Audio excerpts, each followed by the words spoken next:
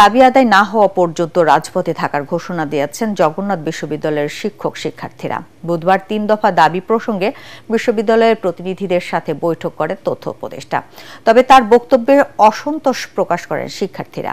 এদিকে মাহফুজ আলমের ওপর বোতল ছোড়ার ঘটনাকে উদ্দেশ্য প্রণোদিত উল্লেখ করে আন্দোলনকারীরা বলেন, যৌক্তিক আন্দোলনকে প্রশ্নবিদ্ধ করতেই এমনটা ঘটানো হয়েছে। আরও জানাচ্ছেন মুশফিকুর রহমান। বুধবার বিকেল ৫টায় ৩ দফা দাবি নিয়ে প্রধান উপদেষ্টার কার্যালয় যমুনায় যায় জবি প্রতিনিধি দল। বৈঠক করেন তথ্য উপদেষ্টা মাহফুজ আলম সহ ইউজিসির কর্মকর্তাদের সাথে। ৪ ঘণ্টা ব্যাপী বৈঠক শেষে রাত ৯টায় গণমাধ্যমে কথা বলতে আসেন মাহফুজ আলম।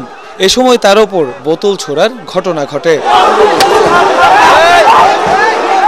এরপর তথ্য উপদেষ্টা বলেন, যৌক্তিক দাবির সাথে একমত সরকার, তবে বাস্তবায়নে সময় লাগবে। এছাড়া কথায় কথায় যমুনামুখী হলে সরকার কঠোর হবে বলেও জানান তিনি। চল চল যাই যমুনায় যাই, এই রাজনীতি, এই মুভমেন্ট আমরা আর হতে দিব না। শিক্ষার্থীদের ভিতরে যারা এই কর্মকাণ্ড করেছেন তারা অনেক বড় ভুল করেছেন। তাদের ভিতরে যারা স্যাবোটেজ করার অভিপ্রায় এখানে এসেছেন, শিক্ষার্থীদের উচিত তাদেরকে শাস্তির আওতায় আনার ক্ষেত্রে সরকারকে, প্রশাসনকে সহযোগিতা করা। তবে মাহফুজের কথায় আশ্বস্ত হননি আন্দোলনকারীরা। পূর্ণাঙ্গ দাবি আদায় না হওয়া পর্যন্ত রাজপথে থাকার হুঁশিয়ারি দেন তারা। উপদেষ্টা এখানে কথা বলতে যে কে বা কারা ওনার গায়ে বোতল ছুঁড়ে মেরেছে আমরা সেটা জানি না। ছাত্রদের পক্ষ থেকে এই ঘটনার জন্য আমরা আন্তরিকভাবে দুঃখ প্রকাশ করছি। এখানকার সিসিটিভি ফুটেজ কালেকশন করে সংশ্লিষ্ট ওই ব্যক্তিকে আমরা খুঁজে বের করব। তথ্য উপদেষ্টার উপর বোতল ছোড়ার দায় নেবে না জবি, তবে শিক্ষার্থীদের উপর হামলার দায় সরকারকে নিতে হবে বলে জানান আন্দোলনকারীরা। আমাদের দাবি দাবা যদি নিয়মতান্ত্রিকভাবে আদায় হতো তাহলে আমাদের এখানে আসার কোনো প্রয়োজন ছিল না এবং স্যাবোটেজের মতো কোনো ঘটনাও ঘটতো না। এই অনাকাঙ্ক্ষিত ঘটনাকে কেন্দ্র করে যখন আমাদের উপদেষ্টা মহোদয় এখান থেকে চলে যায় তখন আমরা মনে করি যে উনি তার ব্যক্তিগত ক্ষোভকে প্রাধান্য দিয়েছেন। উপদেষ্টা মহোদয় যে ব্রিফিং করেছেন সেটি আরেকটি অস্পষ্টতা তৈরি করেছে। আমরা সকল শিক্ষার্থীদের সাথে আলোচনা করে এই সিদ্ধান্তে এসেছি, আমরা কোনোভাবে এই জায়গা ছেড়ে যাব না। পরে শান্তিপূর্ণ আন্দোলনের ঘোষণা দিয়ে কাকরাইল মোড়ে অবস্থান নেয় জগন্নাথ বিশ্ববিদ্যালয়ের শিক্ষার্থীরা। মুশফিকুর রহমান, এটিএন বাংলা, ঢাকা। আগামী বিশ্বের ভবিষ্যৎ তরুণদেরকেই তৈরি করার তাগিদ দিয়েছেন প্রধান উপদেষ্টা ডক্টর মোহাম্মদ ইউনূস। চট্টগ্রাম বিশ্ববিদ্যালয়ের সমাবর্তন ভাষণে গবেষণার মাধ্যমে পুরো বিশ্বকে নিজেদের আয়ত্তে নিতে শিক্ষার্থীদের প্রতি আহ্বান জানান তিনি। এ সময় প্রধান উপদেষ্টা বলেন, ঋণ মানুষের মানবিক অধিকার, আর অর্থনীতির ভিত্তিতে মানুষ। অনুষ্ঠানে doctor Mohammad Yunus delete degree দেয় চট্টগ্রাম বিশ্ববিদ্যালয় কর্তৃপক্ষ। বিস্তারিত জানাচ্ছেন ইকরামুল হক সায়েম। পঞ্চম সমাবর্তন উপলক্ষে মুখরিত চট্টগ্রাম বিশ্ববিদ্যালয় ক্যাম্পাস। সমাবর্তনের প্রধান অতিথি হয়ে দীর্ঘদিন পর ক্যাম্পাসে পা রাখলেন বিশ্ববিদ্যালয়েরই একসময় শিক্ষক প্রধান উপদেষ্টা ডক্টর মোহাম্মদ ইউনূস। তাকে বরণে তাই বিশ্ববিদ্যালয় কর্তৃপক্ষের ছিল বর্ণাঢ্য আয়োজন। বিশ্ববিদ্যালয়ের স্নাতক ও স্নাতকোত্তর সম্পন্ন করা প্রায় 23,000 শিক্ষার্থীর হাতে তুলে দেওয়া হয় সনদ। এছাড়া 42 জনকে পিএইচডি ও 33 জনকে এমপিল ডিগ্রি দেয় বিশ্ববিদ্যালয় কর্তৃপক্ষ। একই সাথে ক্ষুদ্র ঋণের মাধ্যমে দারিদ্র্য বিমোচন এবং বিশ্বজুড়ে শান্তি প্রতিষ্ঠায় অসামান্য অবদানের জন্য ডক্টর মোহাম্মদ ইউনূসকে দেওয়া হয় সম্মানসূচক ডিলিট ডিগ্রি।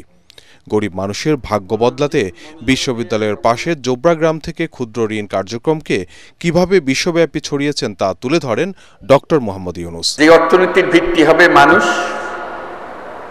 যে অর্থনীতির ভিত্তি হবে তার ভবিষ্যৎ পরিকল্পনা, ভবিষ্যৎ চিন্তাধারা, কীভাবে সে নিজেকে আবিষ্কার করবে, আবিষ্কার করার প্রবণতা, এবং তাকে যে দিকে তাকে ছুটিয়ে দেওয়া হয়েছে সেদিকে ছোটানোর থেকে বের করে আনা। এগুলো বলছি এজন্য সমস্ত কিছুর বীজ বপন হয়েছে এই বিশ্ববিদ্যালয়ে, পাশে নতুন বিশ্ববিদ্যালয়। সেজন্য আমি জোবরার কাছে কৃতজ্ঞ, এই বিশ্ববিদ্যালয়ের কাছে কৃতজ্ঞ, যেহেতু বিশ্ববিদ্যালয় আমাকে জায়গা দিয়েছিল এখানে আসার জন্য।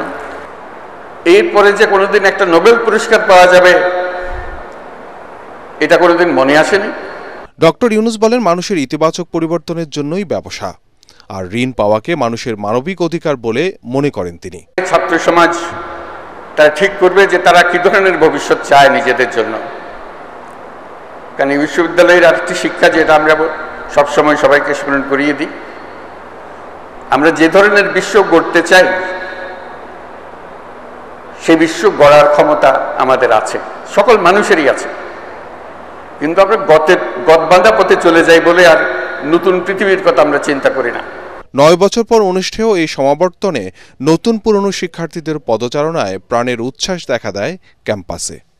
ইকরামুল হক সায়েম, এটিএন বাংলা। চট্টগ্রাম সমুদ্র বন্দর দেশের অর্থনীতির হৃৎপিণ্ড বলে মন্তব্য করেছেন প্রধান উপদেষ্টা অধ্যাপক মোহাম্মদ ইউনূস।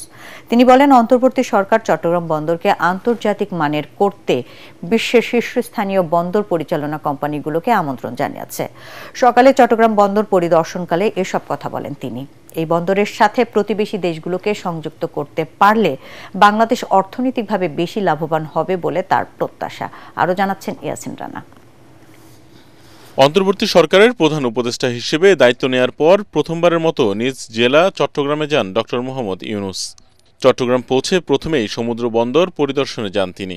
বন্দরের কর্মকর্তাদের সাথে মতবিনিময় করেন প্রধান উপদেষ্টা। এ সময় দেশের অর্থনীতি পরিবর্তন করতে চট্টগ্রাম বন্দরের কোনো বিকল্প নেই জানিয়ে অধ্যাপক ইউনূস বলেন, বন্দরের উন্নয়নে দ্রুত পদক্ষেপ নিচ্ছে সরকার। বাংলাদেশের অর্থনীতি যদি পাল্টাতে হয়, পাল্টাতে হবে, অবকাশ নেই, আমাদেরকে পাল্টাতে হবে। চট্টগ্রাম বন্দর হলো ভরসা। আমাদের চট্টগ্রাম বন্দরটা হলো বাংলাদেশের অর্থনীতির হৃৎপিণ্ড। এই হৃৎপিণ্ড বিশ্ব সাইজের হৃৎপিণ্ড করতে হবে, তাহলে এটা পাম্প হবে, সেটা সারা বাংলাদেশ জুড়ে সেটা সচল হবে।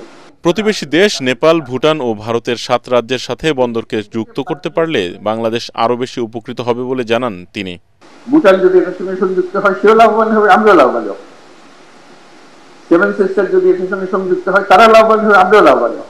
যারা এটাতে বাদ দেবে তারা ক্ষতিগ্রস্ত হবে। বিশ্বের বড় বড় বন্দর ব্যবস্থাপনা কোম্পানির মাধ্যমে চট্টগ্রাম বন্দরকে আধুনিক প্রযুক্তির বন্দর হিসেবে গড়ে তোলার পরিকল্পনার কথা জানান প্রধান উপদেষ্টা। এর পেছনে আমাদের কোনো টাকা পয়সা খরচ লাগছে না। তোমরা বানাও, তোমরা কাজ করো, রোজগার করো, এই মেয়াদের মধ্যে আমাদেরকে দিয়ে দিতে হবে। আমরা 1 পয়সা খরচ করবো না। যাদের সঙ্গে আমরা কাজ করছি তারা হল দুনিয়ার সেরা।